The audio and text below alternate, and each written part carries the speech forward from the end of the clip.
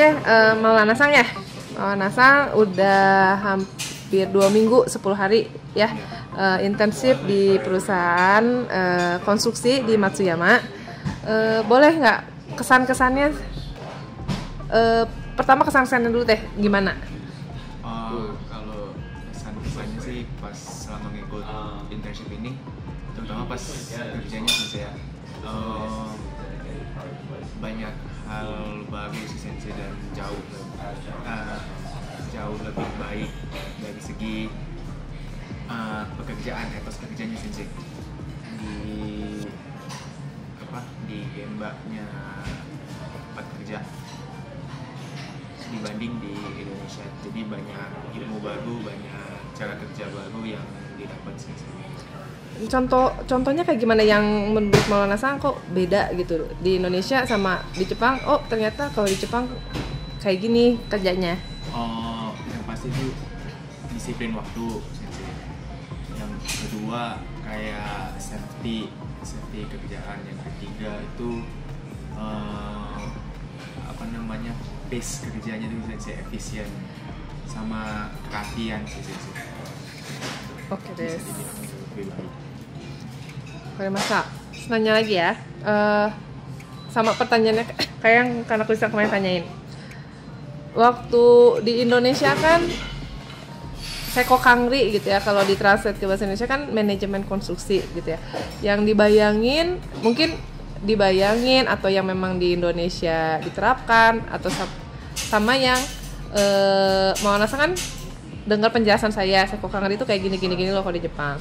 Dan sekarang kan ke Jepang praktekin sendiri gitu ya.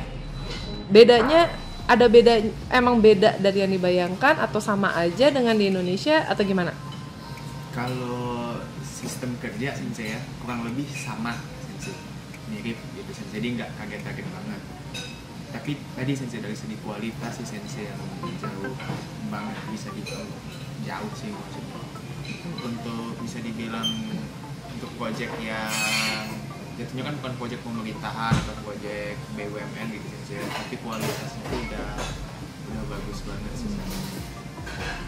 Kalau boleh tuh sekarang lagi ngerjain proyek apa sih? Bukan ngerjain, internship di proyek apa sih? Kalau boleh tahu. Nama itu Happy Clinic atau Happy Pharmacy gitu. Jadi kayak sejenis apotik atau klinik gitu sih. Bangunannya kayak gimana? Kalau bangunannya sih kalau dilihat dari bangunan sekitarnya sih sederhana sih, jatuhnya mirip-mirip dengan kombini gitu. Naruhodo. Kan setelah 2 minggu gitu ya, udah bentar lagi pulang nih, balik nih ke Indonesia nih ya. Maulana Sang kalau misalkan memang nanti ditawari gitu, apakah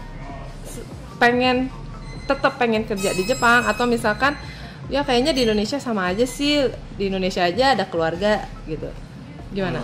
Saya pribadi sih mau untuk lanjut lagi di Jepang.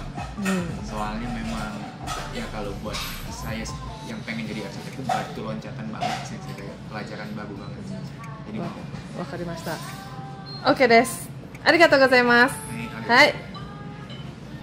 Oke, Jundi-san, boleh nggak diceritain dulu nih, sekarang kan lagi ada di Jepang nih ya, udah hampir 10 hari ya, 2 minggu lebih tepatnya. Ngapain sih di Jepang? Lagi internship di perusahaan konstruksi Jepang di Matsuyama Ehime. Di Ehime, oke. Nah berarti udah 10 hari ya kalau nggak salah ya. Nah selama 10 hari ini kalau boleh tuh ngapain aja sih? Macam-macam ya, yang jelas kan job desk-nya itu semua bagian dari pekerjaan seorang Seko Kangri atau kayak pengawas lapangan. Itu macam-macam banget pekerjaannya. Yang jelas tujuan kita ada di lapangan itu adalah memastikan pekerjaan itu berjalan dengan lancar. Dan selain itu juga kita harus memudahkan pekerjaan buat, jadi kalau di Jepang itu istilahnya tuh ada gyosha ya. Gyosha itu kayak subkontraktor yang mereka ngerjain bagian-bagian yang berbeda dari suatu bangunan. Dan peran kita adalah, kita tuh ini ya mungkin agak beda sama Indonesia juga. Jadi seharian itu kita full ada di lapangan. Selama kita ada proyek konstruksi itu kita akan ya setiap hari ada di lapangan. Memang seperti itu dari pagi sampai sore. Dan kemudian tugas kita itu tadi adalah memastikan biosha itu atau subkontraktor itu, atau kalau dalam bahasa Indonesia mungkin bisa juga disebut tukang-tukang itu gitu ya, itu berjalan bisa melakukan tugasnya dengan nyaman gitu. Kita membantu sebisa kita, karena apa ya, istilahnya kayak di lapangan itu kita adalah otaknya gitu ya, yang punya kontrol semuanya, dan mereka itu adalah ya bukan bawahan ya, mungkin bukan bawahan, tapi kita semuanya kerjasama dengan peran kita masing-masing gitu. Oke, nah terus kan memang sebelum berangkat ke Jepang kan ditawarinya itu untuk menjadi Seko Kangri atau yang tadi pengawas lapangan atau manajemen konstruksi gitu ya bahasa officialnya. Yang dibayangin oleh Jundi Sang sebelum berangkat ke Jepang dan sekarang setelah prakteknya ke Jepang gitu ya. Memang apakah sama aja dengan di Indonesia kurang lebih, atau memang benar-benar sangat berbeda dari yang dibayangkan? Ya sebenarnya kalau dibandingkan dengan Indonesia mungkin tugas utamanya itu adalah sama ya. Jadi kita mengatur kapan pekerjaan itu dikerjakan, kemudian ada jadwal juga, kemudian menyiapkan beberapa dokumen kayak misalnya perkiraan biaya kayak gitu. Cuman selain itu ada tambahan-tambahannya, yaitu adalah tugas kita untuk memudahkan pekerjaan semua orang gitu kalau di sini. Oke, nah berarti cukup banyak ya yang dipelajari juga, karena ada perbedaan antara antara manajemen konstruksi di Indonesia dengan di Jepang kan ya.